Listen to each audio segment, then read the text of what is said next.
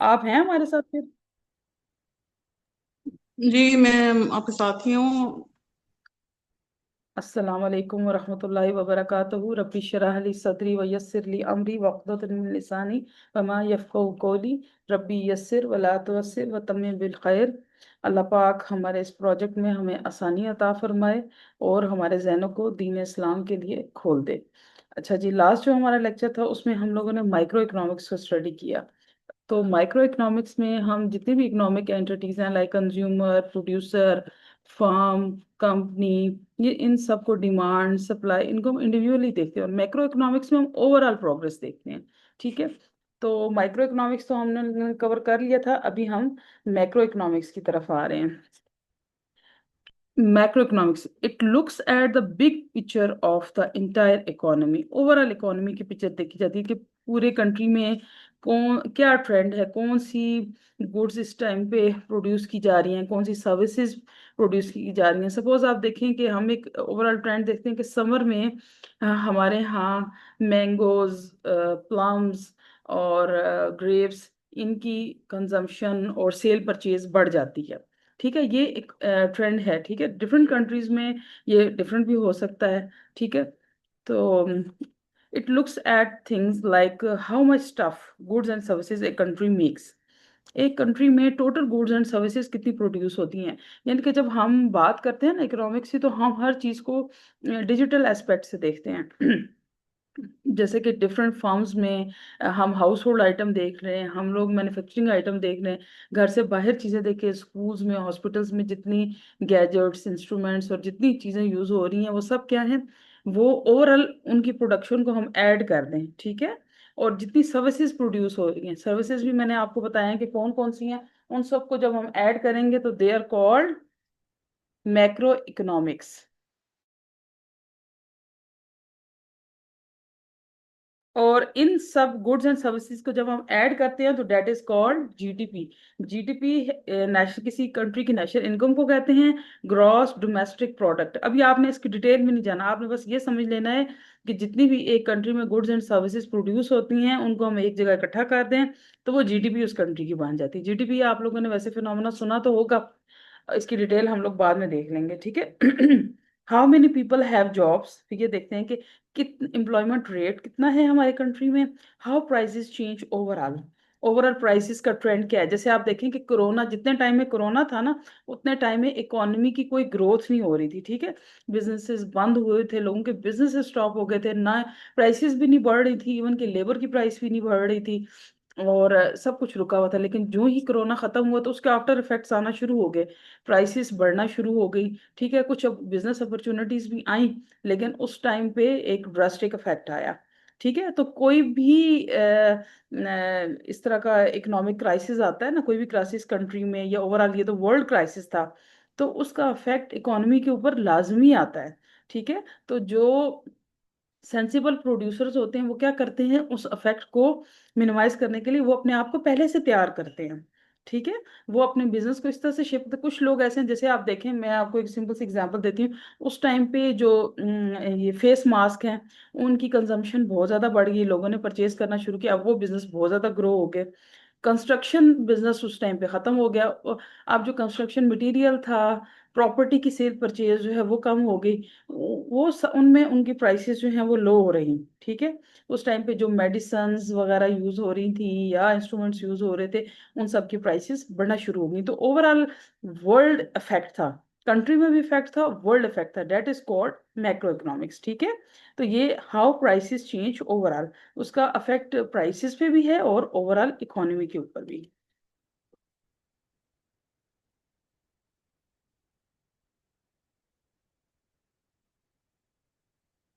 Then what is macro economics, ये कुछ और डेफिनेशंस हैं जो मैं आपको बताती हूँ। Macro economics is the study of the whole economy, not just person और shop, but a whole country और इवन द वर्ल्ड। ठीक है। अभी कोरोना की एग्जांपल मैंने आपको दी थी। इसी तरह macro economics looks at the ability of larger community. ये लार्जर कम्युनिटी एक सिटी भी हो सकता है, एक कंट्री हो सकता है, एक कॉन्टिनेंट भी हो सकता है, पूरी वर्ल्ड भी हो सकती है, और nation to produce products efficiently so that everyone has.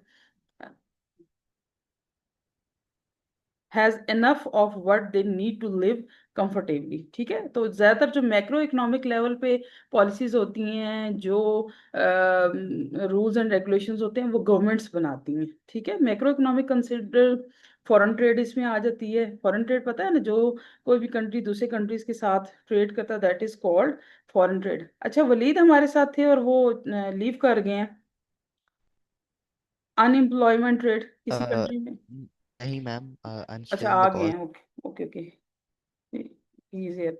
Unemployment rate कितना है, inflation and interest rate. Inflation basically क्या होता है, इन्फ्लेशन के लिए बस आप सिंपल एक वर्ड अभी याद रखें कि जब प्राइसेस इंक्रीज हो रही होती हैं उसको इन्फ्लेशन कहते हैं। ठीक है, तो प्राइसेस इंक्रीज हो रही होती हैं तो इकोनॉमिस्ट देखते हैं कि प्राइसेस किस वजह से इंक्रीज हो रही हैं। अब इसके मल्टीपल फैक्टर्स होते हैं, जैसे कोई इकोनॉमिक क्राइसिस है, जैसे कोरोना है, या कोई जैसे हम कह सकते हैं कि सियासी इशू है, पॉलिटिकल शिफ्ट कोई आ रहा है कंट्री में, गवर्नमेंट चेंज हो रही है, तब प्राइसेस चेंज हो सकती हैं।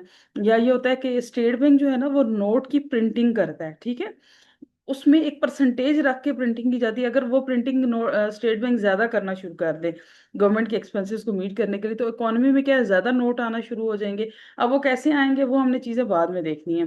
तो उससे क्या होगा, उससे भी प्राइसेस बढ़ना शुरू हो जाती हैं। ठीक है, लोगों के पास पैसा ज्यादा होता है, लेकिन इकोनॉमी में जो गुड्स एंड सर्विसेज होती हैं वो महदूद होती हैं, जिसकी वजह से प्राइसेस बढ़ना शुरू हो जाती हैं। यहाँ तक सबको बात समझ में आ गई है तो मुझे यस कर दें, फिर मैं आगे चलती हूँ।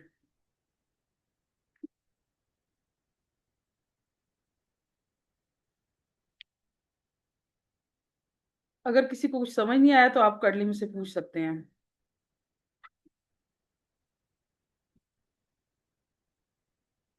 नेक्स्ट जी, मैक्रो इकोनॉमिक एजेंट्स। अब मैक्रो इकोनॉमिक्स में बेसिकली हम इसके एजेंट्स देखते हैं कौन कौन से हैं। Just a minute.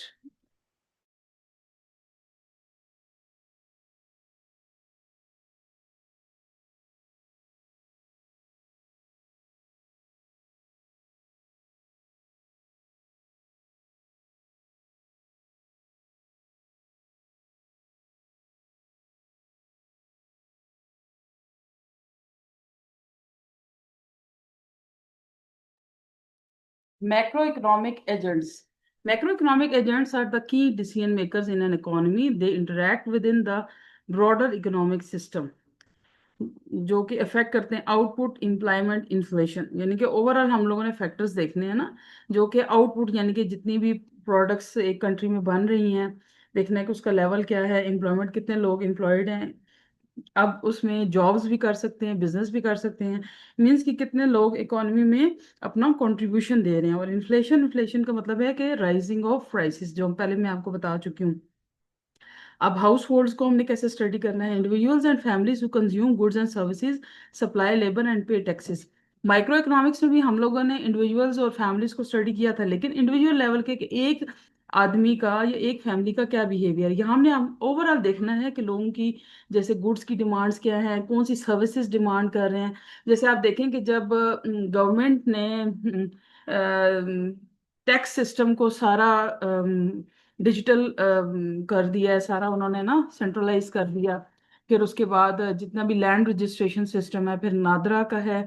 तो उसमें क्या हुआ कि ऐसे फाइनेंशियल एनालिस्ट जो हैं, अकाउंटेंट्स की डिमांड बढ़ गई, जो कि ये सारा काम जानते हैं। ठीक है, उनकी जॉब्स, इसके अलावा जितनी भी प्राइवेट कंपनीज हैं, फर्म्स हैं, प्रोड्यूसर हैं, उन सबको एनटीएन नंबर लेना होता है। यानी कि मींस कि उन्होंने अपनी रजिस्ट्रेशन लाजमी करवानी है। हर बिजनेस है, चाहे वो एक सिंगल बंदे का बिजनेस है, दो लोगों का है, कंपनी है, या एक बड़ा सेटअप है।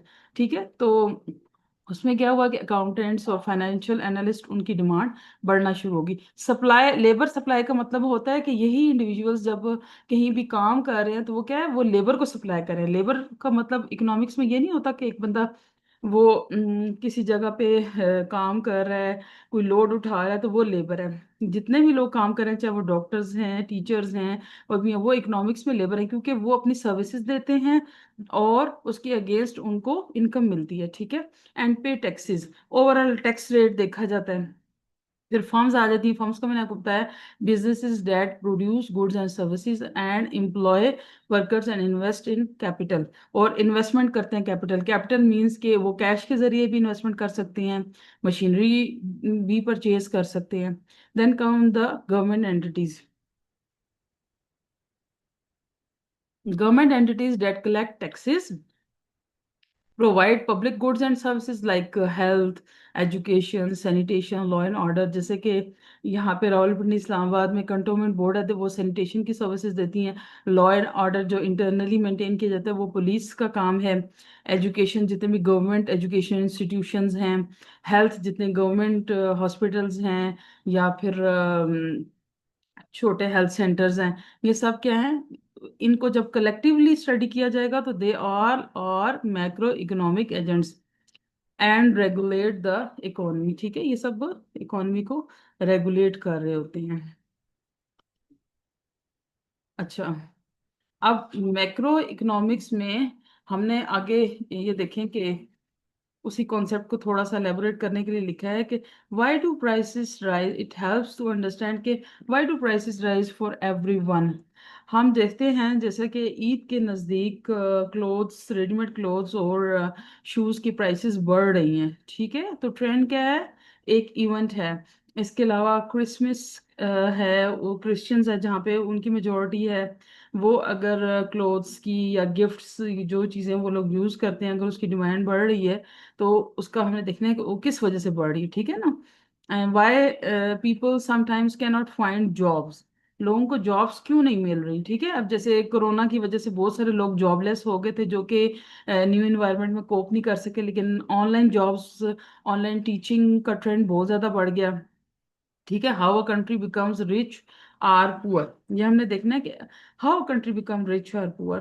पुअर कैसे, के उसकी रिच कैसे होगा, उसकी इनकम बढ़ रही है। इनकम कैसे बढ़ रही है, कौन कौन सी इंडस्ट्रीज उनकी इंप्रूव करी हैं। जैसे पाकिस्तान की जो मेन इंडस्ट्रीज है जहाँ से उसको इनकम हासिल होती है, वो टेक्सटाइल इंडस्ट्री है। Cotton, thread, stitch clothes, readymade clothes, ये ज़्यादा है। या फिर एग्रीकल्चर प्रोडक्ट्स है, फ्रूट्स हैं, वो सप्लाई एक्सपोर्ट किए जाते हैं। और इस तरह एग्रीकल्चर बेस्ड डिफरेंट प्रोडक्ट्स हैं। पाकिस्तान के लेदर प्रोडक्ट्स बहुत ज़्यादा एक्सपोर्ट की जाती हैं। फुटबॉल पाकिस्तान के जो all over the world they are famous. ठीक है, तो ये सारे एक्सपेक्ट्स हम लोग देख रहे हैं मैक्रो इकोनॉमिक्स में।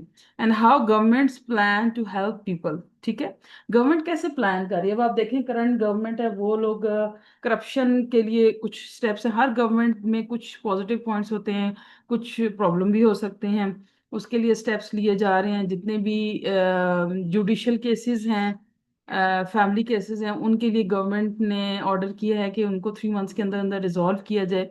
ये भी तो एक इकोनॉमी पे इफेक्ट ला रहा है ना, कि लोगों के लिए आसानी होगी इसमें। ठीक है, तो that is studied in broader aspect like macro economics. Then come the economy of a country, who looks how much a country produces। ठीक है, एक कंट्री की प्रोडक्शन कितनी है, ओवरऑल प्रोडक्शन हम लोग देखते हैं।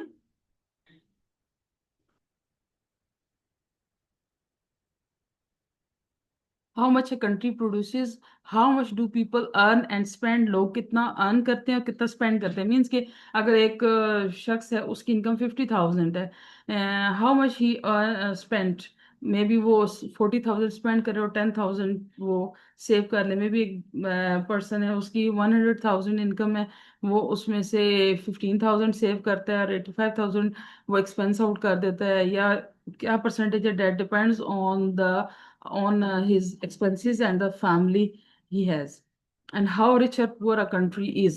ठीक है, अब उसमें भी डिपेंड करता है कि जैसे कि पाकिस्तान है, that is an under developed countries. जो डेवलप कंट्रीज है like Canada, America, Great Britain, Japan, उनकी रिसोर्सेज उनके they they are more resourceful than Pakistan. यहाँ पे नेचुरल रिसोर्सेज हैं, लेकिन उनकी यूटिलाइजेशन उस लेवल तक नहीं है कि हमारी बेसिकली जो मोस्ट एक्सपोर्ट प्रोडक्ट्स हैं वो एग्रीकल्चर प्रोडक्ट्स और टेक्सटाइल, जिनकी कि हमें कीमत इतनी ज़्यादा नहीं मिलती। आप एक सिंपल एग्जांपल लें कि हम आईफोन है या दूसरे एंड्रॉयड फ़ोन से हम लोग बाहर से इंपोर्ट करते हैं। ठीक है, एक छोटा सा फ़ोन है, उसके ऊपर एक माइंड यूज़ किया हुआ है। ठीक है ना, या लैपटॉप्स हैं, कंप्यूटर्स वगैरह हैं, ये इंपोर्ट करते हैं।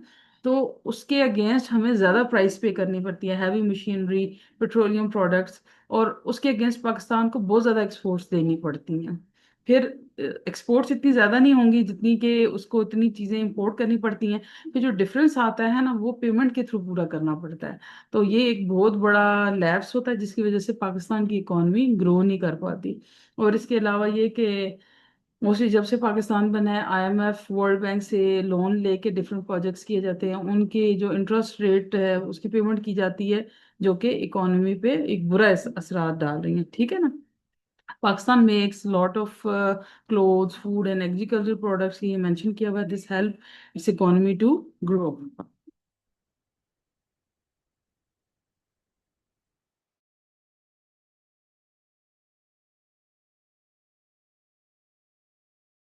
जॉब्स एंड अनएम्प्लॉयमेंट, वो study how many people are working.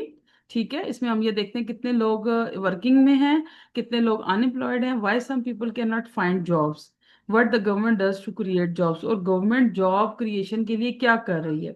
देखिए, गवर्नमेंट नई फॉर्म्स लगाएगी, नई इंडस्ट्रीज लोगों को प्रमोट करेगी, उनको लोन्स देगी नए बिजनेसेस के लिए, तो क्या होगा, लोग एम्प्लॉयड होंगे। ठीक है, कुछ रिस्पॉन्सिबिलिटी गवर्नमेंट की है और कुछ रिस्पॉन्सिबिलिटी इंडिविजुअल्स की है। ठीक है, तो हमारा जो कोर्स है वो हमने इंडिविजुअल्स को इंडिविजुअल लेवल पे इनको एम्पावर करना है टू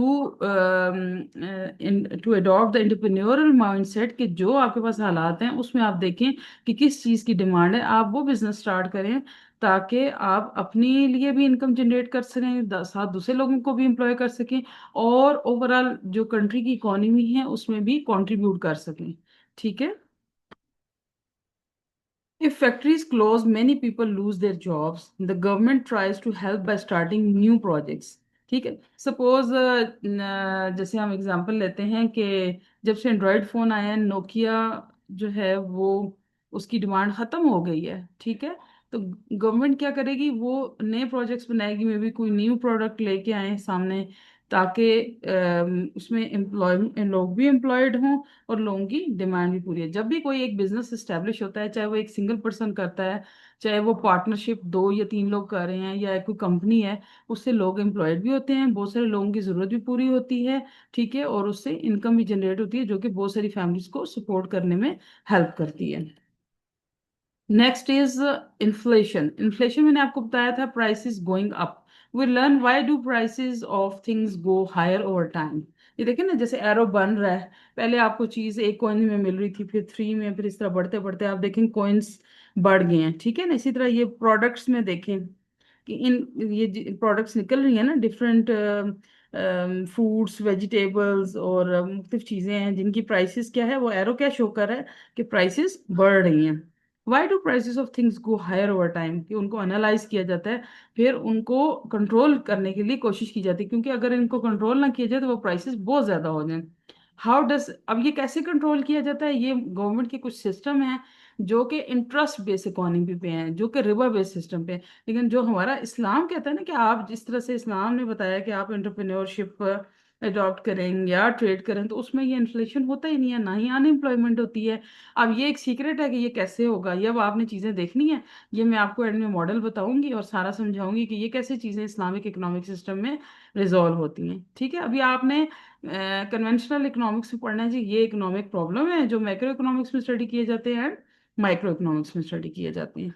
ठीक है, अच्छा, एक असाइनमेंट आप लोगों ने ये भी करनी है कि आपने नोट्स नोट्स कौन कौन बना रहे हैं, मुझे जरा काइंडली जल्दी से बताएं।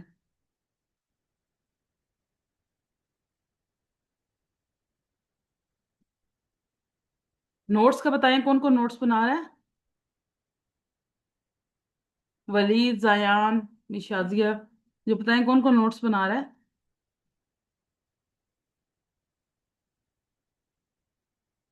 आप लोग नोट्स बनाएं साथ साथ। ठीक है, बेशक नोटबुक पे बनाएं या जिस तरह भी आपने बनाना है, बेशक मुझे चेक करवाएं, मैं देखूंगी, क्योंकि आपको कॉन्सेप्ट तभी याद रहेंगे, otherwise you will lose everything, आपको सब कुछ भूल जाएगा। अब ये एग्जांपल है, मिल्क कॉस्ट यू $40 पर लीटर या पर 2 लीटर लास्ट ईयर, और अभी उसकी प्राइस जो है वो $50 हो गई है। तो ये जो प्राइस का राइस है, that is called inflation. Government and taxes. We learn how the government collects money called taxes. ठीक है, गवर्नमेंट किस तरह से मनी कलेक्ट करती है। कोई मुझे बता सकता है कि गवर्नमेंट कैसे मनी कलेक्ट करती है, टैक्सेस की कौन कौन सी फॉर्म्स हैं। मुझे आप नाम बेशक ना बताएं, हम किस किस फॉर्म में टैक्स दे रहे होते हैं। Anyone who want to add?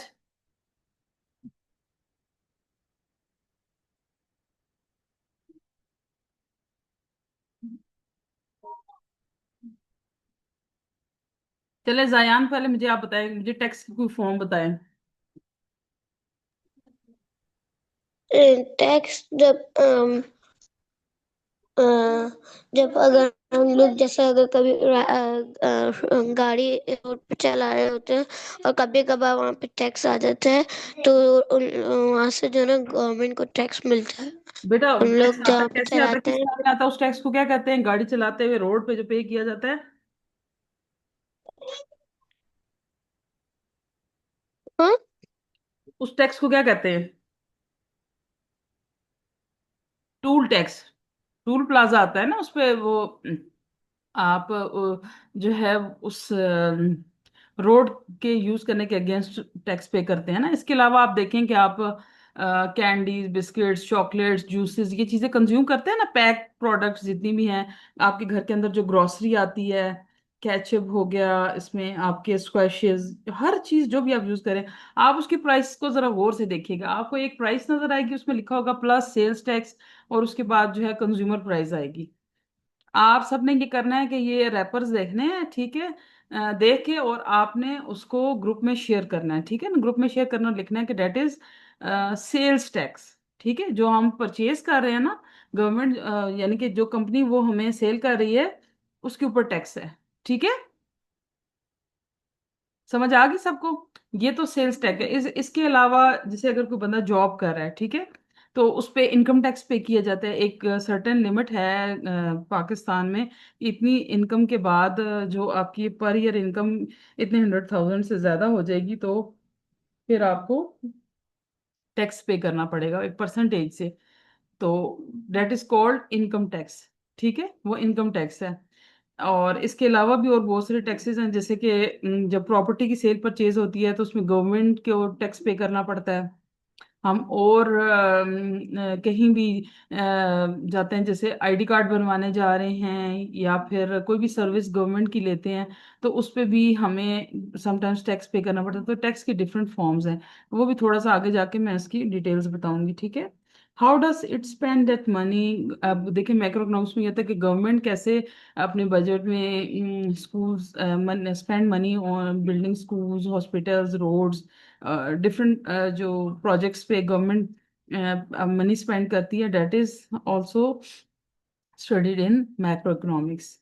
When you see a new flyover or a clean water tap in a village, that government work paid by taxes। ठीक है, गवर्नमेंट की अपनी तो कोई इनकम नहीं है ना, वो हम ही से टैक्सेस कलेक्ट करती है। फिर उससे बहुत सारे डेवलपमेंट प्रोजेक्ट्स भी होते हैं, रोड्स भी बनाए जाते हैं, एंड जैसे फ्लाईओवर बनाए गए हैं, क्लीन वाटर टैप डिफरेंट जगह पे वाटर टैप्स लगाए जाते हैं फिल्टर्ड वाटर के, लोगों को fresh and clean water supply करने के लिए। और बहुत सारे प्रोजेक्ट्स हैं। ठीक है, तो ये सारे मैक्रो इकोनॉमिक्स में आते हैं। Then comes trade between countries, how countries buy and sell things from each other.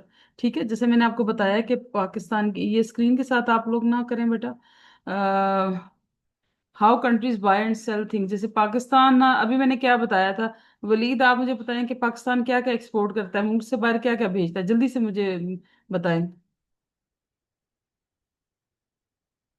Pakistan के एक्सपोर्ट्स में हम शुगर भी एक्सपोर्ट बेटा करते हैं, मुझे हम आवाज टी भी बहुत कम आ रही एक्सपोर्ट है। करते हैं।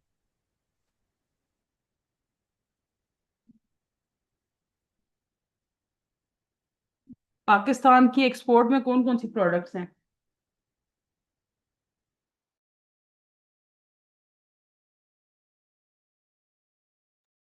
आप रिपीट करें वलीद,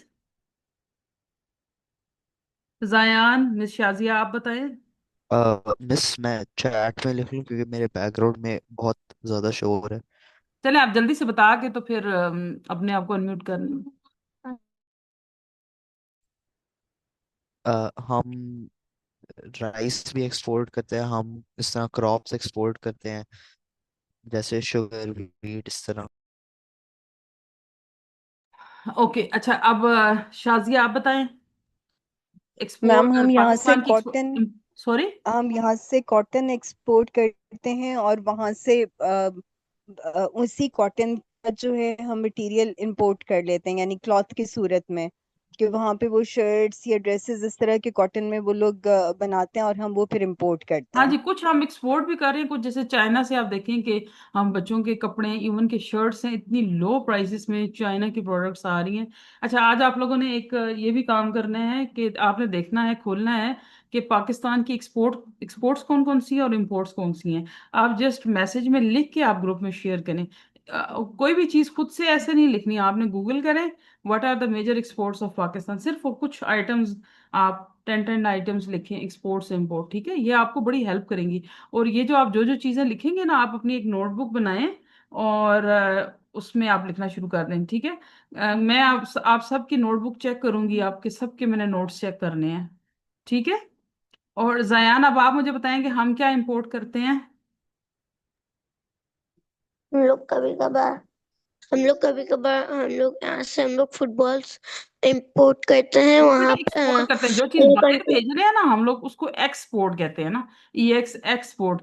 इम्पोर्ट होता है जो आप मुल्क के अंदर लेके आ रहे हो, ठीक है ना। हम बाहर से क्या, पेट्रोलियम प्रोडक्ट्स हैं, मशीनरी, ठीक है, इलेक्ट्रॉनिक गैजेट्स वगैरह, ठीक है, ये हम लोग इंपोर्ट करते हैं, ठीक है। 10 एक्सपोर्ट्स और 10 इम्पोर्ट्स आप लोगों ने लिखनी है और ग्रुप में आपने शेयर करनी है। बाकी लोगों से मैं कहूंगी, जो बंदा जितना काम करेगा वो उतना सीखेगा, ठीक है। आपने बिल्कुल डेड ऑडियंस नहीं बन के रहना और काम करने, और टाइम बिल्कुल ज्यादा नहीं लगता, 5 मिनट में आप खोलेंगे। आप पढ़ना चाहते हैं डिटेल से पढ़ें, या सिर्फ आप आइटम देखें कौन कौन से आ रहे हैं, उसको लिस्ट करके और ग्रुप में शेयर कर दें, ठीक है। पाकिस्तान, ये मैंने आपको बता दी, sales readymade garments and leather products to other countries and import petroleum products and machinery, that's international trade, ठीक है। ये इंटरनेशनल ट्रेड में स्टडी किया जाता है। और स्पेशली आप देखें कि चाइना से पाकिस्तान क्या क्या इंपोर्ट कर रहा है। Chinese, they are growing very fastly, ठीक है। वो बच्चों को ही इतना ज्यादा ट्रेन करते हैं, उन वो बच्चों को स्टार्ट से ही फाइनेंस, एंटरप्रेन्योरल स्किल्स, इसके अलावा इलेक्ट्रॉनिक्स और साइंस, ये सब चीजें बच्चों को बहुत जल्दी इसकी ट्रेनिंग देते हैं, ताकि कोई भी डिपेंडेंट ना हो इकोनॉमी में। They are all contributing towards economy. देखिए, जब हम कंट्री में ना, अब वो जमाना तो नहीं है कि अगर मुल्क में प्रोडक्शन किसी चीज की ज्यादा होगी है तो वो क्या वेस्ट होना शुरू हो जाएगी, उसको बाहर भेज देंगे दूसरे कंट्रीज में, उनके स्टैंडर्ड्स के मुताबिक वो क्या होगी, वो इनकम होगी ना, तो उसका क्या फायदा है, उसका हमें भी फायदा है और हमारे कंट्री को भी फायदा है। अच्छा, who are the main entities in micro economics, ये एक समरी है उसकी। सबसे पहले गवर्नमेंट। गवर्नमेंट क्या है? Government make laws, collect taxes and spend money, ठीक है ना, डिफरेंट प्रोजेक्ट्स में मनी स्पेंड करती है। Then households, people like you and me, यानी कि हम लोग वर्क, हम अर्न एंड स्पेंड, ठीक है। I am teaching, I am earning, ठीक है, एंड आई विल स्पेंड, ठीक है। आपके फादर हैं या वो कहीं भी अर्निंग कर रहे हैं तो कहीं ना कहीं स्पेंड कीजिएगा, वो ओवरऑल, ये उसको जब हम स्टडी करेंगे तो that is in macro economics. Then businesses, factories, companies that make things and create jobs, banks that help people save money and give loans, foreign countries trade with us, we buy and sell things with them। ये एक summary आ गई है, ठीक है। और अभी next जो हमारा इसमें टॉपिक है that is macro economics with respect to Islamic point of view, कि इस्लामिक पॉइंट ऑफ व्यू से हमने मैक्रो इकोनॉमिक्स को कैसे स्टडी करना है, वो इंशाल्लाह हम लोग कल करेंगे। अभी तक के लेक्चर में अगर कोई प्रॉब्लम है तो आप लोग मुझसे पूछ सकते हैं।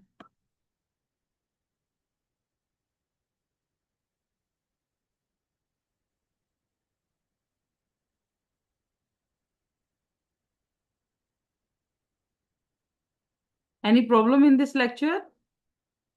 यस मैम, जो आपने पहले जो व्हाट इज मैक्रो इकोनॉमिक्स समझाया था, उसके पीछे बहुत पीछे वाला वो वाला मुझे समझ में नहीं थोड़ा सा। माइक्रो इकोनॉमिक्स आपको समझ में नहीं आया?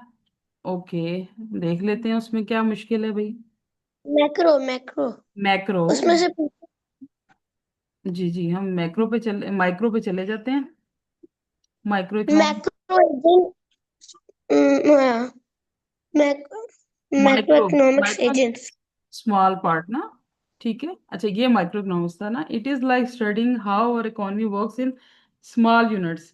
बेटा मैंने आपको बताया कि जैसे कंज्यूमर हैं, हम लोग मुख्तलिफ चीजें कंज्यूम करते हैं, fruits, vegetables, grocery items, milk, dairy products, और इसके अलावा हम अपने घर में यूज़ के लिए डिफरेंट फर्नीचर लेते हैं, हम लोग इलेक्ट्रॉनिक गैजेट्स लेते हैं, हम इसके अलावा ब्यूटी प्रोडक्ट्स या जैसे सोप, टूथपेस्ट वगैरह, डिटर्जेंट्स, ये सब हम कंज्यूम कर रहे हैं। ठीक है, इंडिविजुअली एक कंज्यूमर का बिहेवियर या किसी कंज्यूमर की डिमांड, कि वो क्या डिमांड कर रहा है, उसको हम स्टडी करेंगे, तो that is called micro economics. ठीक है, जब हम ओवरऑल स्टडी करेंगे तो that is called macro economics. जैसे मैंने आपको एग्जांपल दिया है कि ओवरऑल ईद के दिनों में ट्रेंड बढ़ जाता है, क्लोथ्स की डिमांड बढ़ जाती है। ठीक है, और डिफरेंट आइटम्स हैं, जैसे गर्ल्स हैं, they like to wear jewelleries and shoes, और बॉयज में भी उनके जैसे कि क्लोथिंग में आ गए और डिफरेंट ग्लासेस, इस तरह की चीजें। ठीक है, तो ओवरऑल जो कंट्री की डिमांड है वो जब हम स्टडी करेंगे तो that is called macro economics. जब हम इंडिविजुअली देखेंगे जी कि इस्लामाबाद में या कराची, लाहौर, यहाँ पे तो डिमांड बढ़ गई है, जैसे सपोज कोरोना के दिनों में ईद आ जाती है, तो उसमें जिन लोगों की परचेजिंग पावर इतनी नहीं है, उनकी क्या होगी, डिमांड इन चीज़ों की ईद पे नहीं बढ़ेगी, क्लोथ्स एंड शूज वगैरह की। ठीक है, तो हम क्या देखेंगे कि the people who have great purchasing power, तो उनकी डिमांड बढ़ गई है क्लोथ्स की और दूसरी नेसेसरी आइटम्स की। लेकिन जिन लोगों की परचेजिंग पावर कम है तो उनकी डिमांड कम होगी। हमने एक इकोनॉमी का ओवरऑल ट्रेंड बताया है, that is called macro economics. अभी आपको समझ आ गई है? Yes ma'am.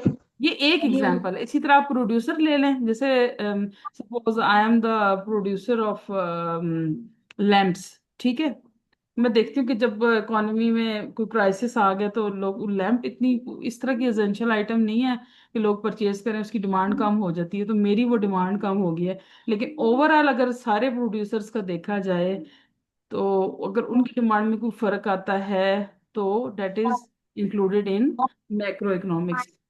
Any other question?